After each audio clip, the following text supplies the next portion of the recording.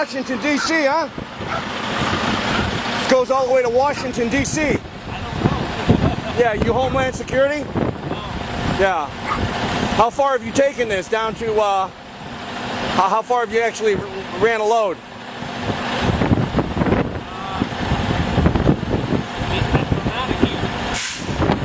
100 miles? Up to Maine? No shit. How many miles do you think that is?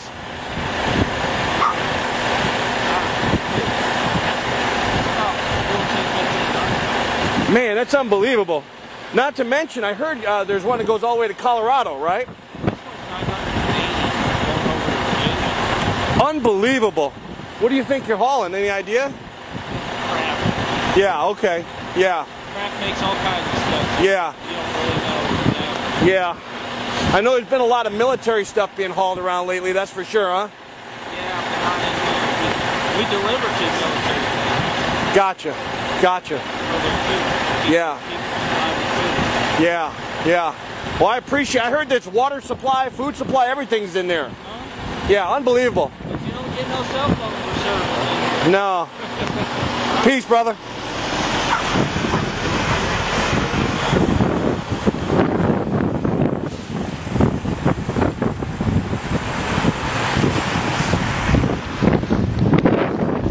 I mean, basically, you got an underground roadway system here that runs all the way to Maine, to Washington, D.C., to Colorado. It's fully stocked. It runs completely underground. And you can see they've been hauling tons of military equipment.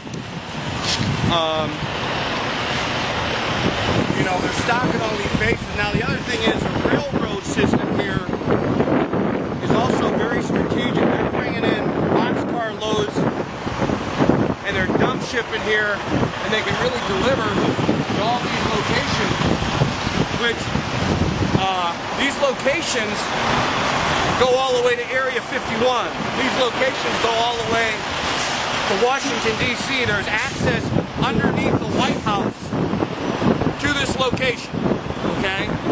So this is a strategic location, which is really the new command center for the Illuminati and the United States government. Well, forget the United States government. This is a headquarters for the Illuminati. This is where they'll ship most of their supplies.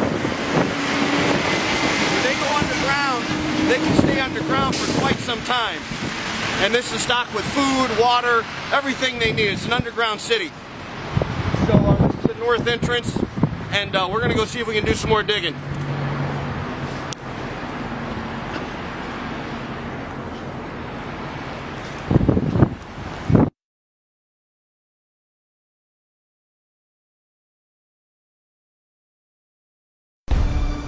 Well, it would seem some very strange happenings are going on.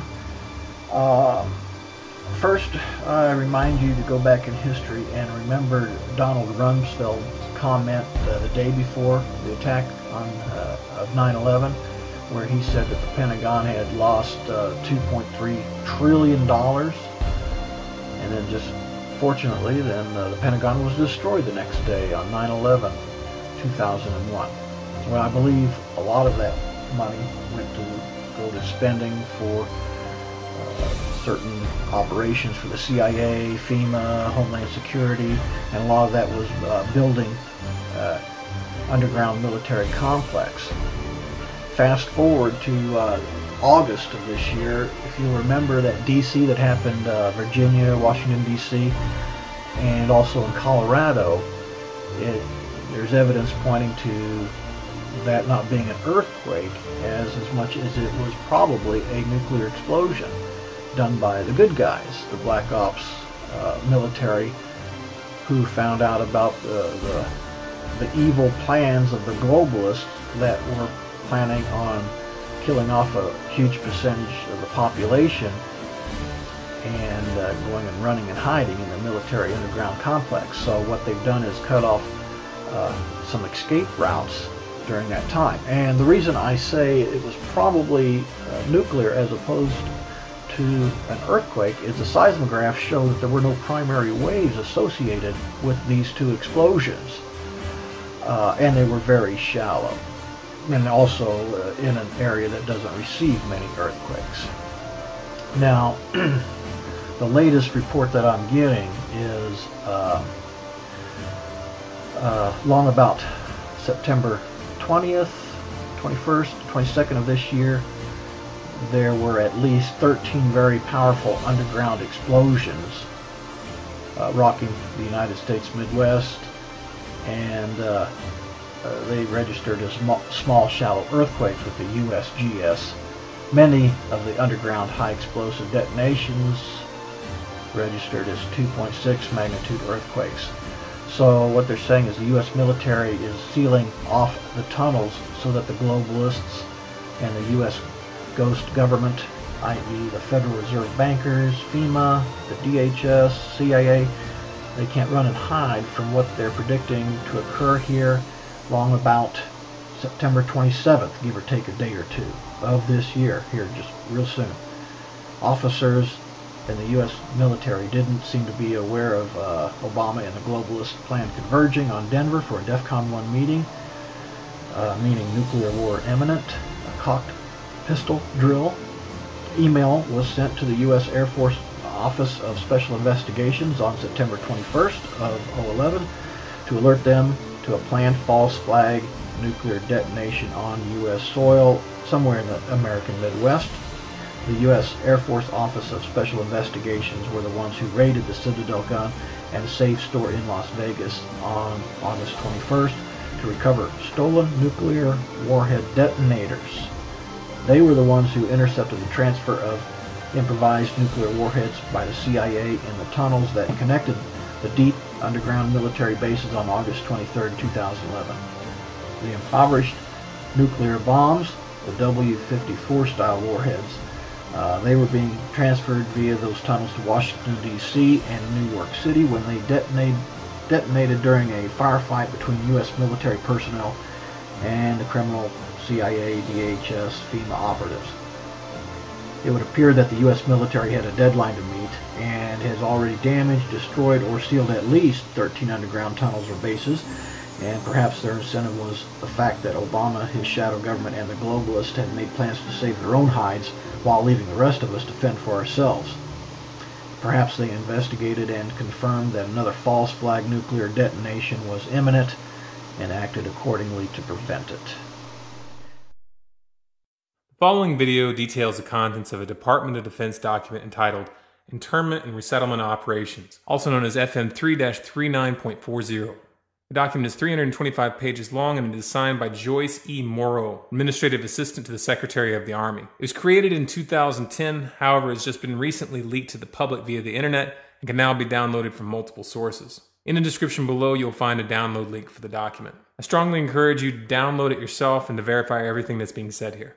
The document outlines military procedures for internment and resettlement of civilians, and it describes the layout and the administration of these internment camps. It clearly states on page 38 that it applies within U.S. territory, and it specifically addresses the detainment of U.S. citizens, as is indicated by the identification procedures for new prisoners on page 146, which states that social security numbers are to be recorded alongside their photograph and fingerprints.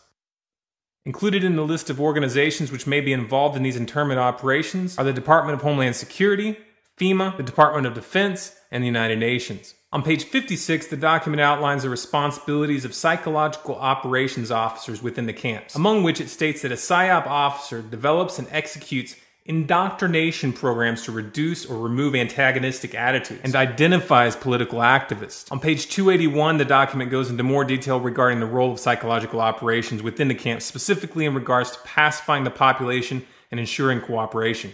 On page 238, it gives the conditions for the use of deadly force in such camps. Among the justifications for lethal force, it includes to terminate an active escape attempt. That point right there should make it clear that these camps are not benevolent disaster relief type facilities. On page 244, the document calls for the use of snipers during riots to, quote, scan a crowd and identify agitators and riot leaders for apprehension and fire lethal rounds if warranted. On page 260, it shows the basic layout for a facility focusing on detainment. It is depicted with interrogation areas, tribunal areas, and mortuaries. Each detainment facility is designed to hold 4,000 prisoners, and they are depicted with multiple levels of barbed wire separating compartments within the facilities, with a double barbed wire fence enclosing them, and watched over by 24 guard towers. On page 261, the document depicts the layout for what they call civilian resettlement facilities, which are designed to house 8,000 people. Though it uses the word resettlement, the plans show multiple levels of barbed wire dividing the sections of the facility, with double barbed wire fencing on the outside, as well as 16 guard towers. On page 262, the layout for facilities designed for what they call non-compliant prisoners is shown. These camps are designed to hold up to 300 prisoners, they have 3 interrogation centers, and are guarded by 13 guard towers. Now, if there's any question whether these plans are active or just theoretical, this should be settled by the fact that the U.S. Army has been running ads for job positions in these camps since 2009, and apparently, they're still hiring. Once again, if you look in the description, you'll find all the links you need to verify this information. It's important to note here that this document was created in 2010, which was under the Obama administration, and it predates the NDAA of 2012, which authorized military detainment of U.S. citizens. This clearly shows a long-term agenda at work. If you believe that this is important information for people to know about, then please share this video with as many people as you can. Share it on Facebook and on Twitter. Send it in emails to friends and family. Especially send it to anyone you know within the police and military. A smart strategy would be to download the PDF yourself and email it to people as an attachment with a link to this video so that they know how to navigate the document. If you want more content like this, be sure to subscribe to this channel, Storm Clouds Gathering, on YouTube. For bonus content, follow us on Facebook, facebook.com/Storm Clouds Gathering, on Twitter at Collapse Updates, and our website, stormcloudsgathering.com.